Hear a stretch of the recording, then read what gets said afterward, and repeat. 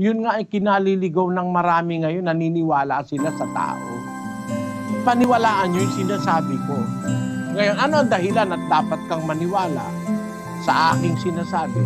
Kasi ako lang ang nagsasabi nun, wala namang iba. Wala akong sinasabing galing sa sarili ko. Yung sinasabi ko yung nasa Biblia, kaya dapat kang maniwala. Kasi pag hindi ka naniwala, kasalanan yon. Kasalanan yon. 16:8 ng Juan. Siya, pagparito niya, ay kanyang susumbatan ng sanlibutan tungkol sa kasalanan at sa katwiran at sa paghatol. Tungkol sa kasalanan, sapagkat hindi sila nagsisampalataya sa akin. Amo, pag hindi ka naniwala, kasalanan na agad eh. Ang sabi niya, pagparito niya, susumbatan niyang sanlibutan tungkol sa kasalanan, sa katwiran at sa paghatol.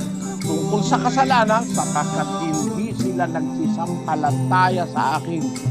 Yung palang hindi mo paniniwala sa binabasa ko sa Biblia, kasalanan mo na yon. Ang paniwalaan mo yung sinasabi kong nasa Biblia.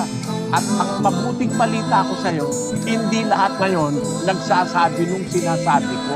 Kasi hindi nila alam sabihin yun. Bawat sasabihin ko sa iyo, nakabase sa talata.